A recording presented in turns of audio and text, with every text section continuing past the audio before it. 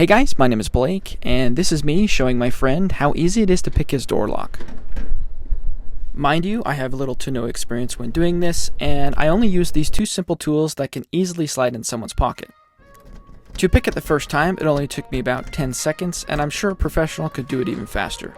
Now that might scare some of you, but that's what this video is for. It's so you can prevent it from happening at your own home.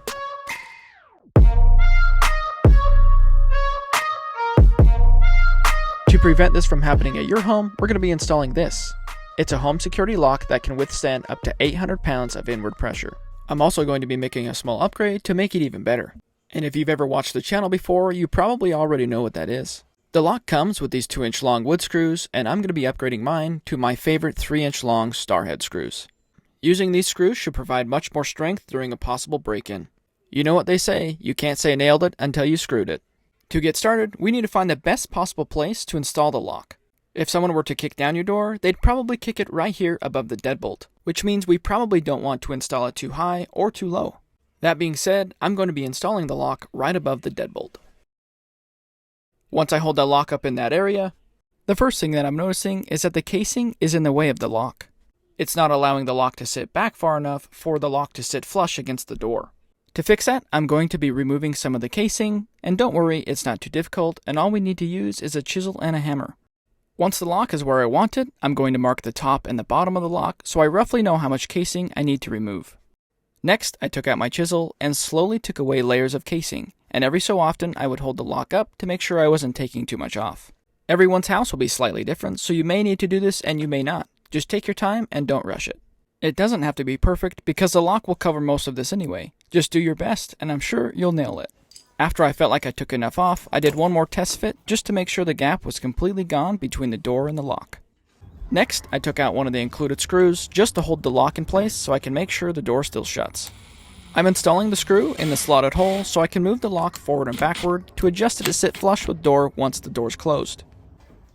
My door didn't shut the first time, so I had to adjust the lock slightly forward in order to get the door to shut. And that's a perfect reason why we installed the screw in the slotted hole first.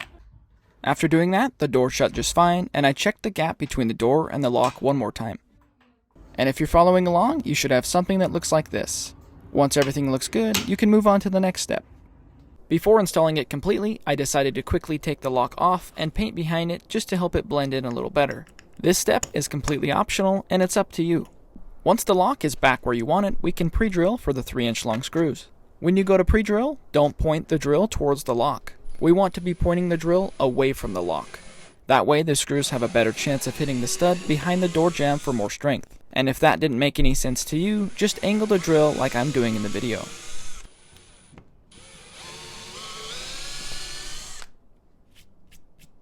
After all the holes are drilled, it's a good idea to check the lock one more time in case it moved while you were drilling. If everything looks good, we can take out our 3-inch screws and start installing them, starting with the one in the middle.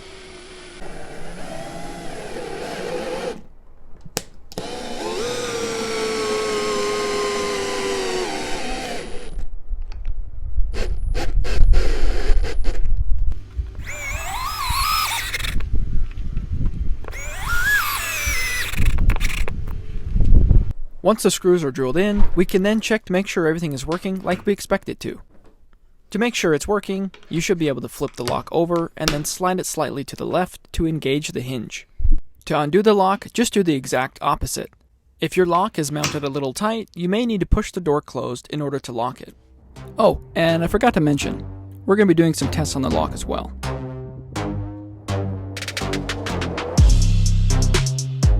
This is my buddy Max. He's going to be my stand-in burglar for the day, and we'll be performing some small tests on the door. It's a little hard to show on camera, but he's putting a significant amount of pressure on the lock.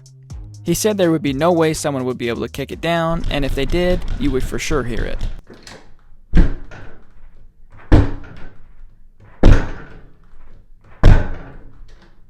Also, here is the full-length video of me picking the lock in 10 seconds. Again, I have little to no experience other than watching the occasional lock-picking lawyer video.